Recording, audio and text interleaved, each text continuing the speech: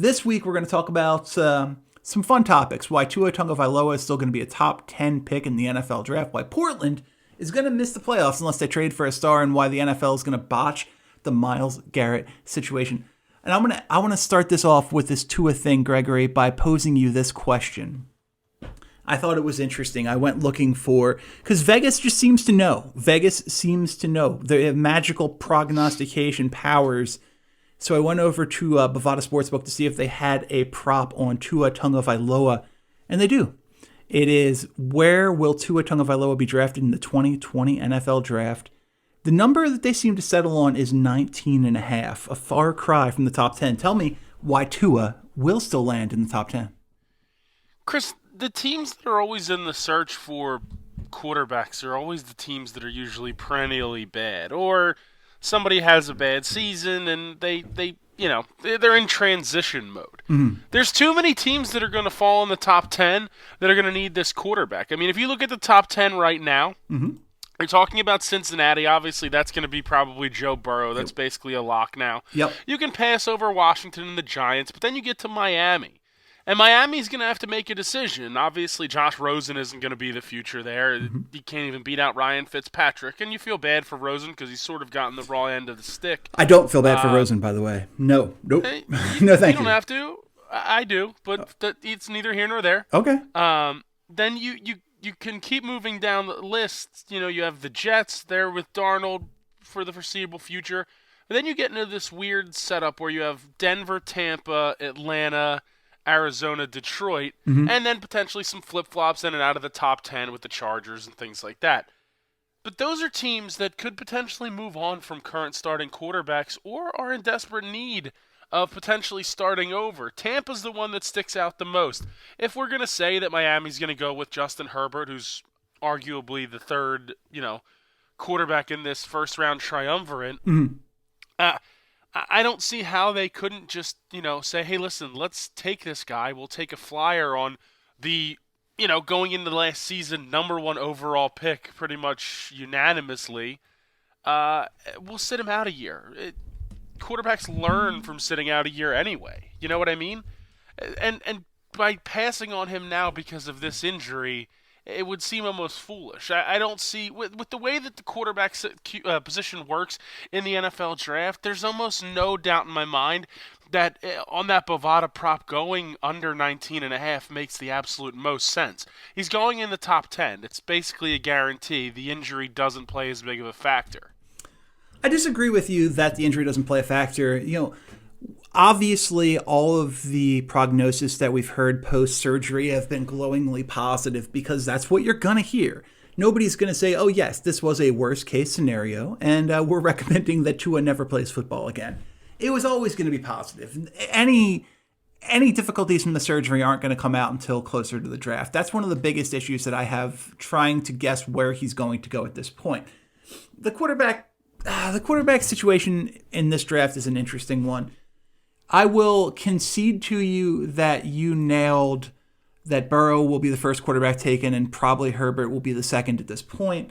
I think Herbert probably ends up being the second overall pick in the draft because that just happens to be how drafts tend to go. If a quarterback's good enough to go in the top 10, top 15, then they're probably going to go in the top 3. And teams will trade up to get them, but we're not here to project trades, and obviously Washington or the Giants aren't going to take quarterbacks right now. So let's say Burrow goes 1. Let's say Herbert goes 4. You're right. The Jets have the Hey Darnold situation, and they're going to stick with him for certainly another year.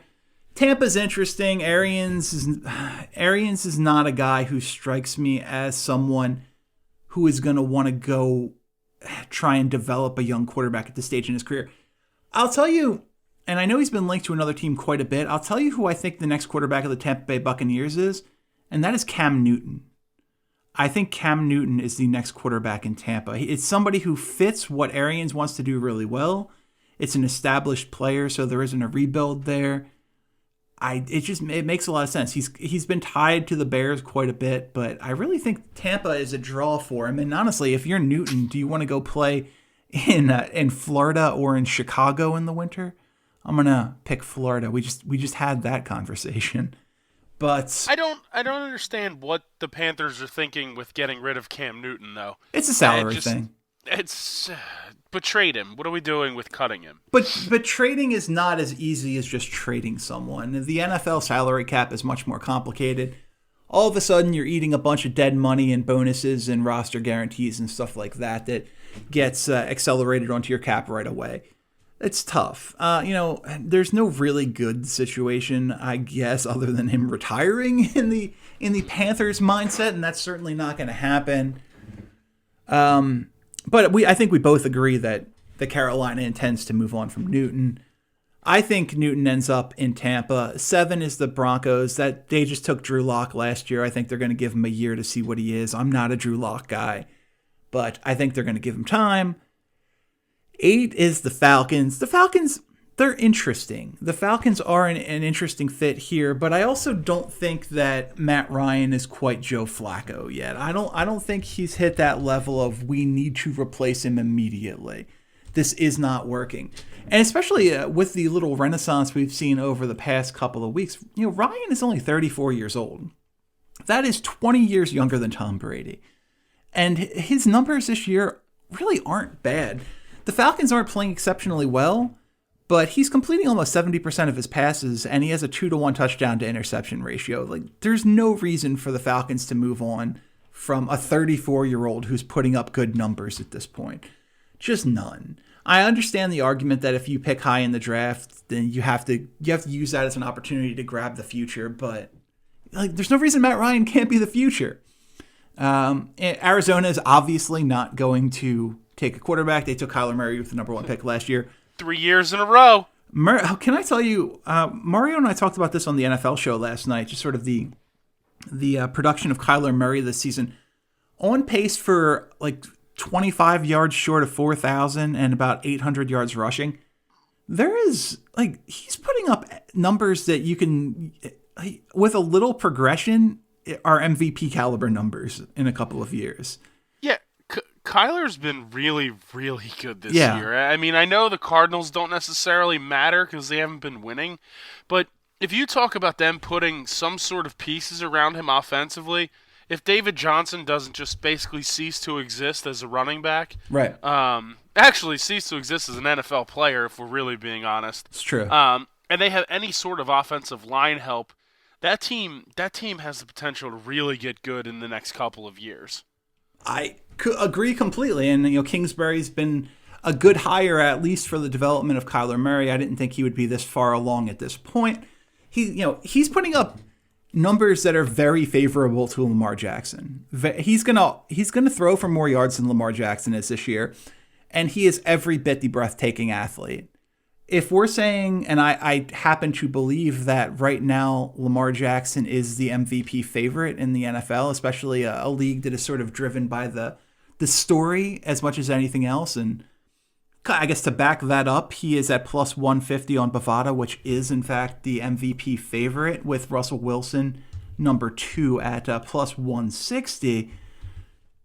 It's very easy to see Kyler Murray taking a similar path to that, which is my way of saying that the Cardinals are not going to take a quarterback at 9. 10 gets interesting. It really does. 10 right now is the Detroit Lions, a team that is just in total free fall. It looks like Stafford is not going to play again this week. The injuries are a problem. The contract is big. Could the Lions be looking to go with a quarterback? Yeah, maybe. But I don't know that it's going to be Tua. I think that the Lions are going to look to. Okay, I'm gonna preface this by I think it's crazy. I think the third quarterback off the board in April is going to be Jalen Hurts. I don't think he should be. I think that there are at least 3 other quarterbacks who I think are better prospects. But I think the third quarterback off the board in April is going to be Hurts, especially with what we're just talking about with Lamar Jackson and Kyler Murray. I mean, I know this is going to become all the rage in the NFL is having that super ultra mobile quarterback. And Hurts has been good this year for Oklahoma. There's no doubt about it. And outside of their weird blip loss to, I think it was Kansas State, It, I mean, he's been really good. I mean, the game against Baylor over the weekend was super impressive. I don't know necessarily if he has the exact same skills that translate like a Kyler or a Lamar Jackson. He doesn't. But Yeah, I think that'd be a real problem. that doesn't matter. This is the international boom in the NBA that we're watching right now play out in the NFL with mobile quarterbacks. We remember like Dirk hit, and those couple of other guys hit early, and all of a sudden Vitaly Potapenko and Sinar Sine and people like that are top 10 picks in the draft. How dare you? This is How what dare you? How dare you sully the name of Vitaly Potapenko? one of the greatest names in the history of professional sports. Honestly, it feels like he should be a boxer. But He really should be. Potapenko takes him down in the 7th. Anyway, so stupid. But I think we're in the midst of that boom in the NFL right now, and that's fun because some guys are going to get the opportunity to play the quarterback position who don't have traditional measurables for the position. And that's good for the sport, but some guys are certainly going to fall on their face. I think Jalen Hurts is going to be one of them, but I don't think that's going to change the fact that he's going to be wildly overdrafted in this upcoming April. And if Detroit's looking for a player along their own lines, there's also a guy like Jake Eason who you can see similarities to Matt Stafford in terms of their physical abilities, in terms of their arm talent.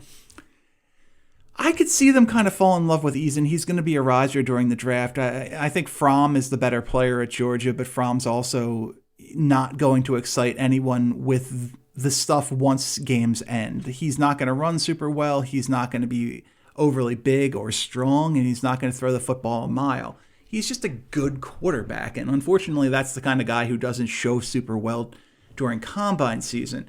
So I think Eason rises. Tua, it's going to be hard for Tua.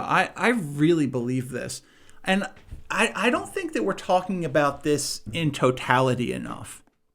Obviously, this injury that Tua suffered this past weekend, it's a freak thing. But he gets hurt all of the time. In March 2018, he broke his finger. In October 2018, he had a knee injury. In November 2018, he had a quad injury that kept him out of the game. In December 2018, he hurt his ankle. Against Tennessee, he hurts his ankle. It keeps going and going and going. He's been banged up this entire season. He's always hurt. And I think that coming off of a major injury where people were literally saying this is the Bo Jackson injury that ended his career. Yeah, but that's misleading. Of course it's misleading, but it doesn't change the fact that he suffered a major injury and he's a guy with a history of injuries. Sure, but getting nicked up and hurting an ankle and hurting a finger is surely different than dislocating your hip. People also forget, that we are 30 years almost since Bo Jackson's injury. I mean, he got hurt in January of 1991. And really, the severity of his injury wasn't realized until multiple days after the injury, which led to irreversible issues internally for his hip bone. Necrosis, Gregory. Necrosis. Yeah, exactly. You're talking about a part of his bone basically dying. With Tua, that wasn't the case. I think modern medicine's going to mend him a lot differently than the treatment that Bo Jackson got, unfortunately. And I think teams are going to look into that a little bit more severely. I don't necessarily think that him banging up an ankle here and there, banging up fingers, those types of things are going to necessarily weigh on people's minds. You're talking about a guy who's on pace for throwing like 90-something touchdowns in 2 seasons. I mean, that's not talent that happens by accident that you pass up on. And that's why I think a team's going to take a flyer on him. I mean, you look at Miami, who's basically been willing to tank their entire franchise for this one season to potentially get this opportunity, ultimately screw it up by winning 2 games, but that's neither here nor there. I mean, they traded away half their roster to ensure that they'd be a terrible team this year for an opportunity to draft this guy. Now, obviously other factors have arisen. I mean, Burrow's been legitimately unbelievable and playing some of the best college quarterback we've seen in some time. So that obviously throws a little bit of a wrench into it, but I don't think the injury is going to be as severe of a dropping point as people are predicting. I think you underrate the old adage that the most important ability is availability, and that certainly plays its part on draft day. If a guy can't stay on the field at the college level, the likelihood that he's going to be able to stay healthy in the NFL is a very slim one. And this is not in any way insulting to Tua Tagovailoa. He is a super talented kid, by all account, a super nice kid. It's just, if you can't stay healthy, you don't have the value of some other guys. Looking, and I know we're not talking about the number one pick specifically, we're just talking about the top 10 in general, but this gives a good idea of sort of what the landscape is. Over at Bovada the Prop Bet, they've got who will be the number one pick in the 2020 NFL Draft. And, where do you think Tua lands on that list, Gregory? My guess is he's probably towards the lower end of the odds. I'm talking higher odds. Mm-hmm. But I would say he probably lands somewhere in like the plus 1,500 range, somewhere in that area. Gregory, you're being kind to yeah. I didn't want to overshoot, but yeah. Joe Burrow is the favorite at minus 300. He's going to be the number one pick unless he gets hurt. Chase Young is number 2 at plus 220. Andrew Thomas, the Georgia offensive tackle, is 3 at plus 600. Justin Herbert is 4 at plus 1,000. Jake Fromm is 5 at plus 1,600. And we get all the way down to number 6, Tua Tagovailoa, plus 1,800 to be the number one pick at Bovada. Yeah, it makes sense. I mean, but that is a lot of people are nervous about this injury. Literally the fourth quarterback on this list. You can be nervous about this injury. That's perfectly fine. I just think that when push comes to shove, it's a team's going to make this decision based on the potential to have the value of having Tua on their roster. And in games, he has to play games to be valuable.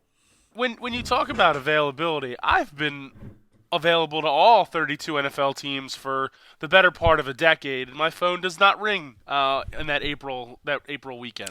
Well, I think you've exhausted your eligibility, but we will certainly put it out there that you're willing to go into camp, Colin Kaepernick-esque style workouts, and show what you've got. I want to do the Brock Lesnar, where I just quit my current job and try to make an NFL roster out of the blue. Yes. Basically the same person, you and Brock Lesnar. He made it to the final cut. Yes, he is a world-class athlete. Yeah, listen. I'm just saying. Who says I'm not? Who says I'm not a world-class athlete? Other than pretty much everyone. Yeah, you're a good friend of mine, and I think the world of you. But you are not a world-class athlete. I don't know. I don't know about all that. Well, agree to disagree, and if that's not the point of this show, Greg, I don't know what is. Let's get in a break. We'll be right back.